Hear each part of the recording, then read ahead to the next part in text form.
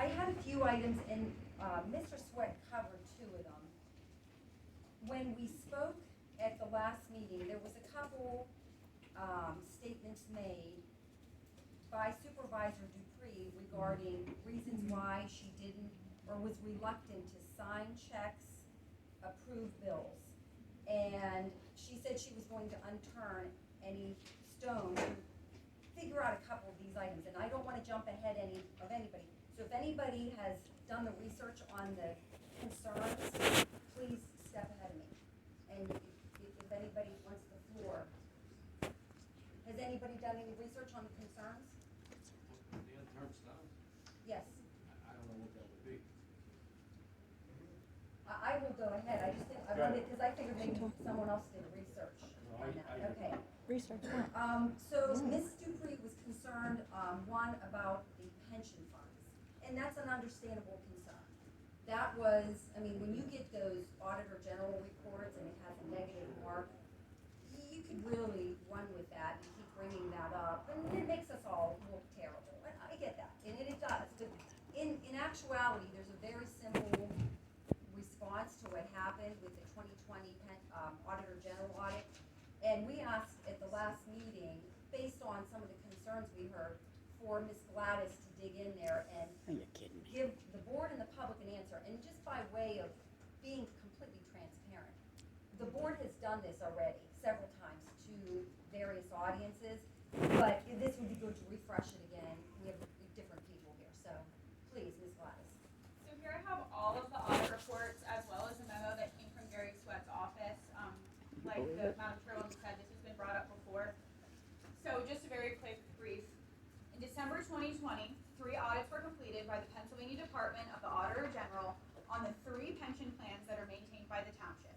The police pension plan, the non-uniform cash balance pension plan, which is for office staff, and the non-uniform union pension plan for road crew.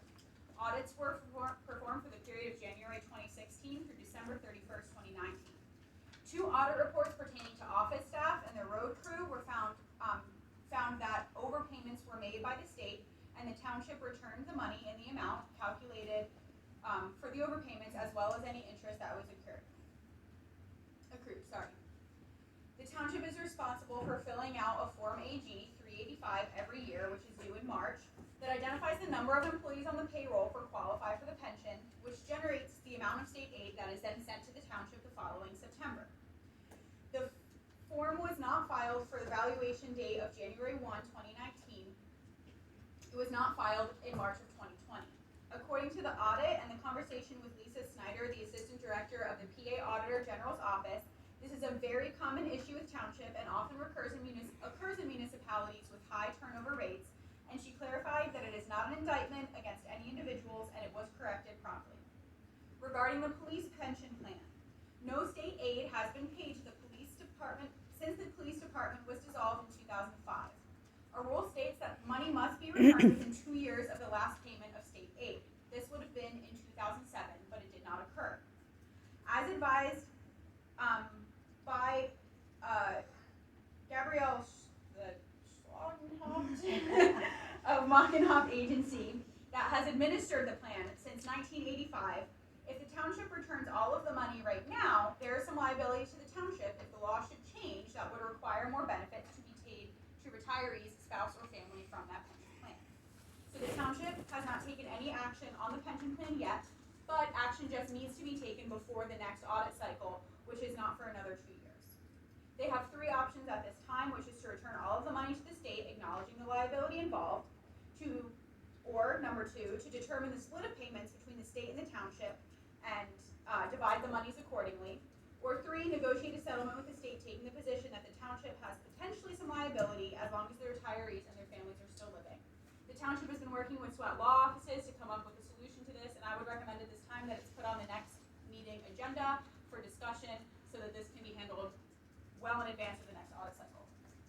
Perfect, thank you so much for the detail. Just to recap, so out of the 3 audits, we know number 1, the reason why we had to pay the $12,000 and some change was the state sends in money, direct deposits into the township bank accounts. And those are based off of estimates, and overpayments are very common. You just have to pay them back what they find out. Well, that form, just to be clear, is filed in March of each year with a projection of what the payroll looks like. On the strength of that number, they make their contribution. If somebody leaves, if somebody is laid off, new hires come in, that number obviously can change, and it does almost every year. That's when you're supposed to file a correction form and reimburse the state for any monies they pay. So let's say the March form says $200,000 and they pay 20%. That's what you get in March, April. But if it turns out at the end of the year, the payroll was 100,000, not 200, you received an overpayment. That's exactly what happened. Yes. So that form, thank you very much, Mr. Sweat. That form that Terry's talking about and that Attorney Sweat just bolstered, Bobby was 4 weeks new onto this job. She didn't fill out that form. She was just learning this job. And that's reflective in that audit. Is that correct? Because that form was the 2020 form. Bobby, you were actually 3 weeks new on the job. You had no idea what an AG 385. That's a real complicated thing. Yes. So if I may finish, please. With that said, that money was paid back with interest within a week of getting the notice of the Auditor General letter. Okay, and I'm sorry. Please. When you looked at those pension funds, I am correct that it said something to the effect of there was inadequate record keeping to effectively monitor the pension funds. Yes, I read that. And it may be one word off, but it did say that there was inadequate record keeping by the township to effectively monitor the pension accounts. That's finding number 2, that's correct. Yes, we agree with that, absolutely. 100%, we own that. Number 2. And if for the record, if I could get some contact information for the bank that holds the pension accounts, because I still don't have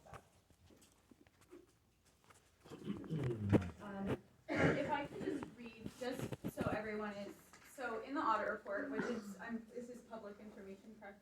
Yes.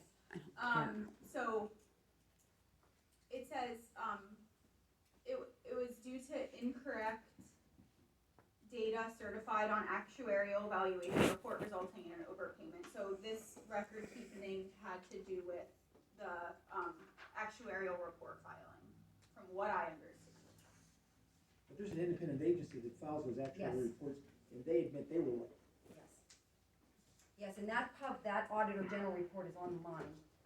Anybody can look at it, so please encourage everybody, and if you have questions, come back here. Going to the police pension fund. Terry, was I correct in hearing you that the board that was in place in 2005 who disbanded our police department, it was their duty to follow up with dissolving the police pension back in 2007? Absolutely. So a rule states that within 2 years of state funds not being received, that money should have been dealt with, and that would have put it at 2007. So that board at the time, or at least the board of 2007 at the very latest, should have been responsible for that. Okay, That's so correct. 2008 board, 9, 10, 11, 12, 13, 14, 15, into this board could have done that and should have done that. That's correct. So it is going to fall on the responsibility and the shoulders of this board, like a lot of things have.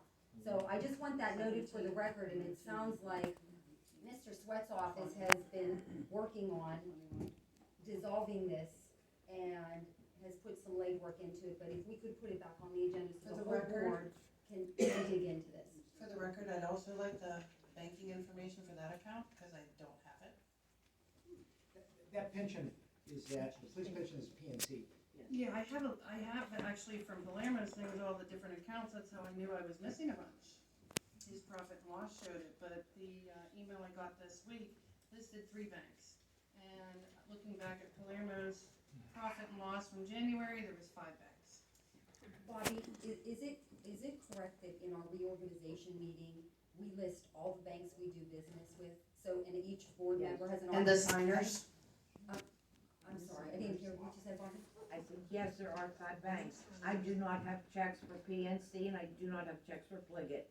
Pliget is not a local bank. Okay, She so, wanted information. how, I'm sorry. But we do that reorganization, and all 5 of us have made motions to agree to accept those banks, so we all do Yes. know what banks we deal with, Yes. just based on our reorganization. If I could get that contact information, that would be We'll great. get it to you. Thank you. Okay, so, Mrs. Dare, excuse me, ma'am, I'm sorry, I wanna make a comment about that police pension sir, fund. would you please state your name for the Yes, record? ma'am. We're very out of order, do you think you could wait till the end of the meeting?